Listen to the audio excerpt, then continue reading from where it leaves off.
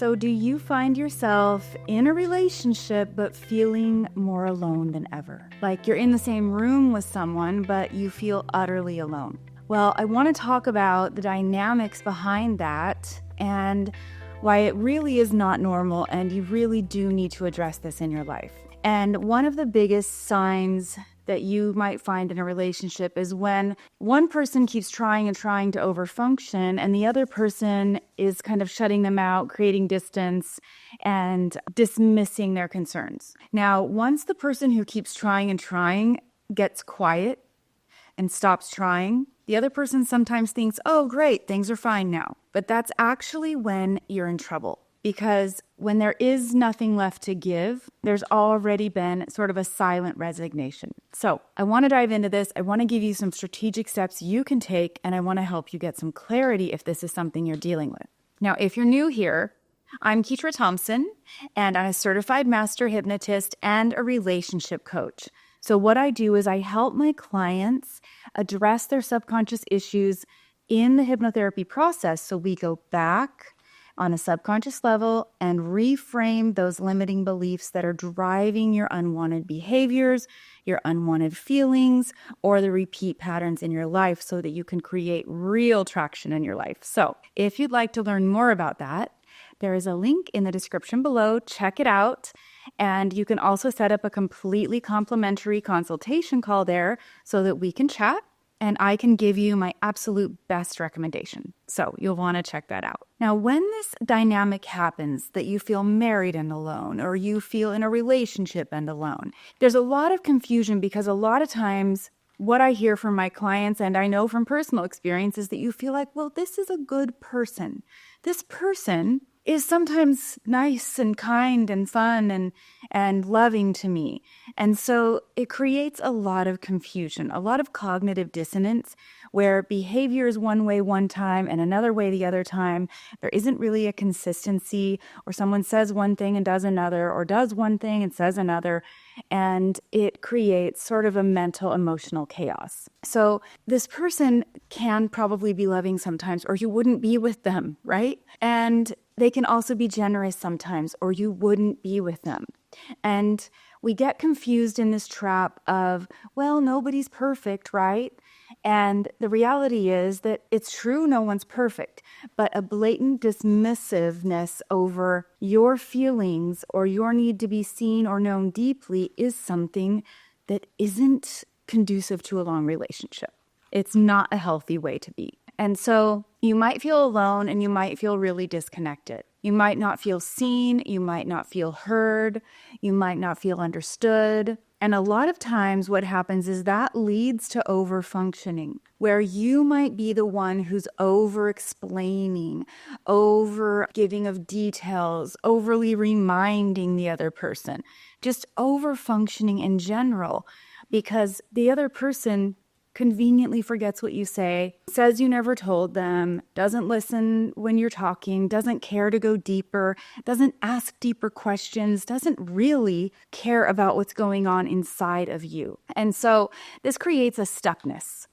And it's actually this toxic loop where you might start avoiding the fights that they pick, or you might start avoiding even basic communication of wanting to express a feeling or a need because it gets turned around into something else.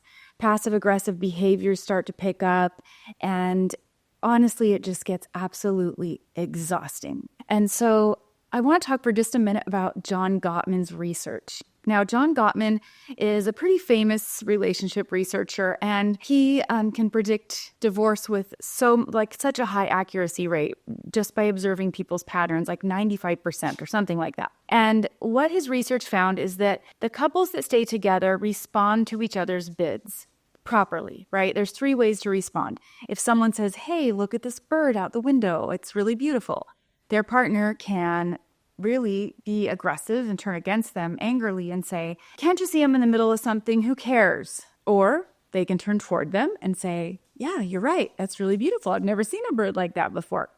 Or they can say absolutely nothing.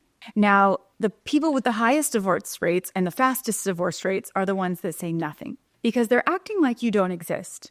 Now, this is the epitome of being in a relationship and also feeling utterly alone, because there is this expectation that the other person wants to know you, wants to see you, wants to hear from you, wants to understand you. But when they don't, it's deeply painful to a point that most people cannot understand unless they've experienced it.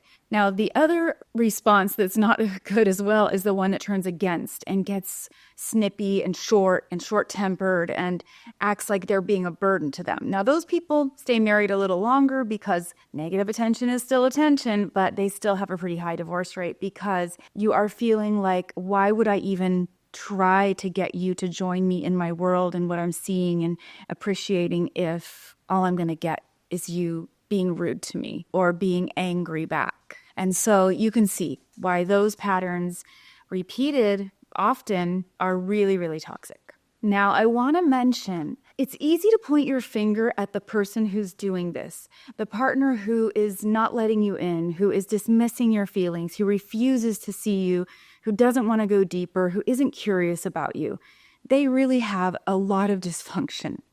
But I want you for a moment, if you're on the opposite side of that and you're the person that's feeling so alone, to get honest with yourself about why you're feeling alone. Have you actually made a request for what you want in a clear, concise way without being passive aggressive, without, being rude in the process? Have you made those clear requests? Have you made it known? And the second thing I think you really need to ask yourself is, where have you seen this behavior before? Where have you seen this pattern in your life? And you might have to sit with that because you might not even realize that this was something you observed and internalized and has created sort of a belief system on a subconscious level where you are still trying to redeem an old story, where someone that you needed to be there for you in your past or your childhood wasn't. And so you keep thinking, if I can get through to this person, then I can redeem that story and I can really finally feel loved and valued and worthy.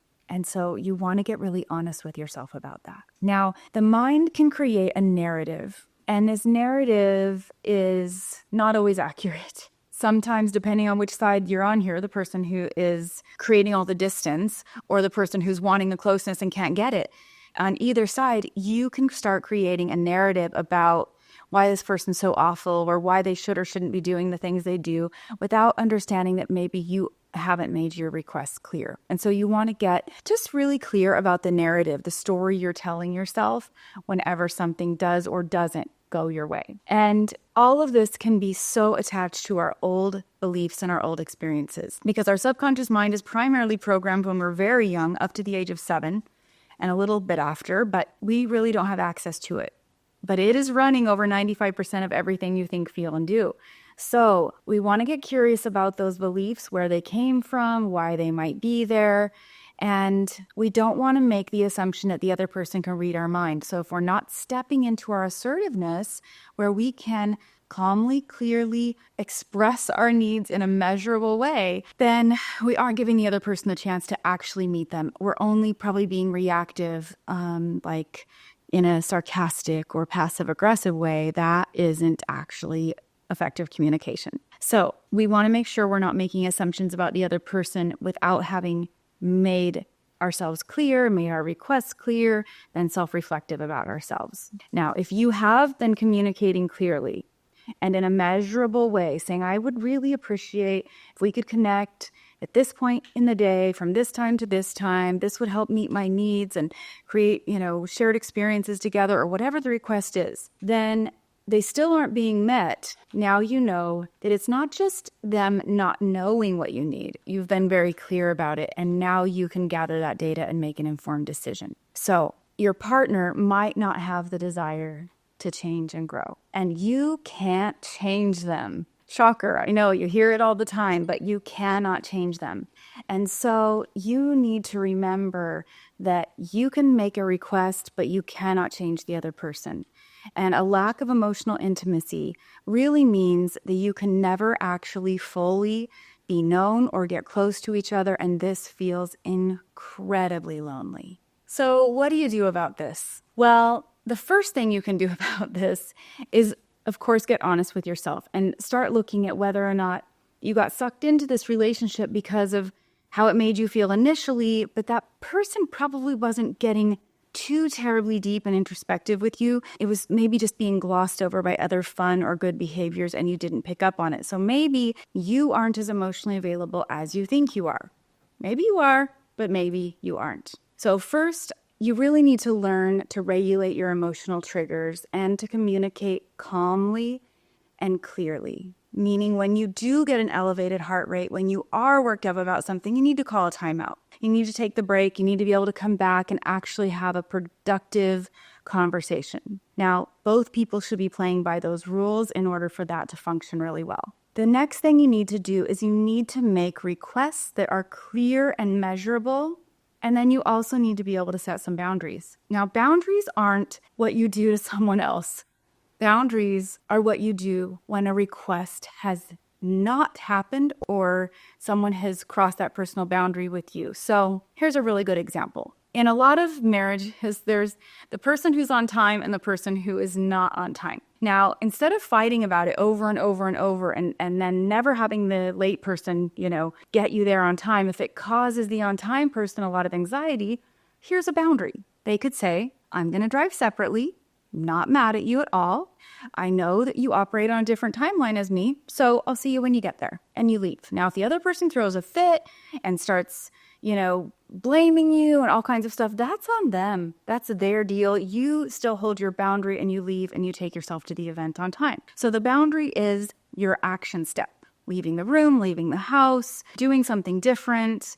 It's not about punishing the other person. It's about doing what keeps you safe. Now, the third thing that you want to do, and a lot of people don't realize this, is that you want to absolutely fill up your own life. Now, filling up your own life means cultivating new friendships, doing new things, trying new hobbies, taking up something that you find interesting, actually filling your life up with good things. And when you do this, you're changing the dynamic of the relationship because you're no longer just pandering to the other person, trying to continue this negative loop of arguing to try to get your needs met, like trying to squeeze water from a rock. You're saying, I'm going to take personal responsibility for me to get my own needs met, and I'm going to do it by exploring what things will meet my needs and trying these new things.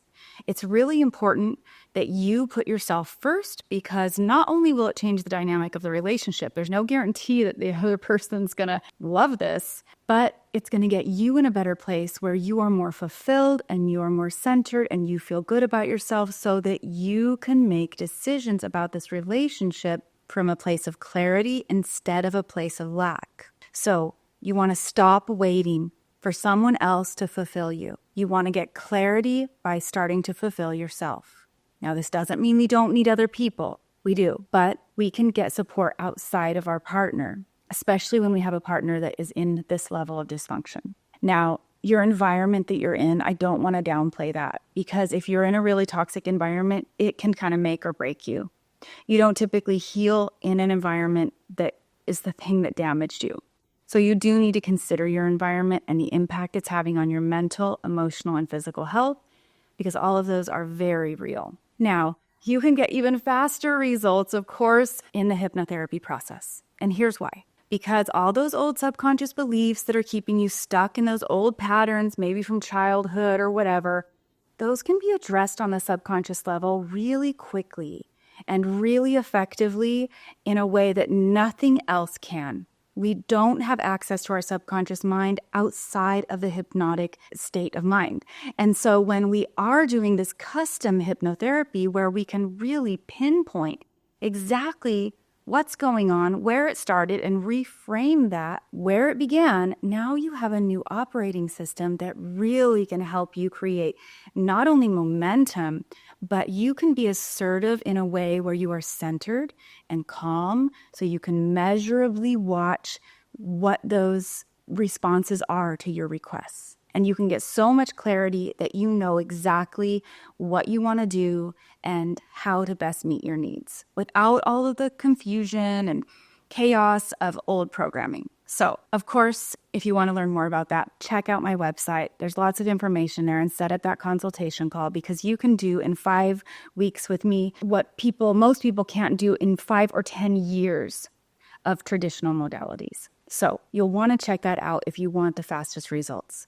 Otherwise, start being self-reflective with yourself, learning to regulate your emotions, learning to deal with those triggers, which are all things that I teach my clients how to do. I also teach my clients how to regulate their nervous system and their emotions and communicate effectively and all of these things. But you can do some research on them, and you can do that as well.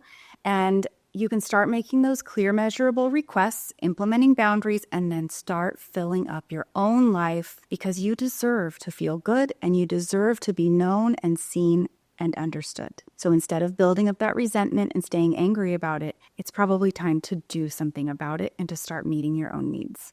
So if this resonated with you, I would really appreciate it if you would click like and subscribe so you can be notified every time I post a new video.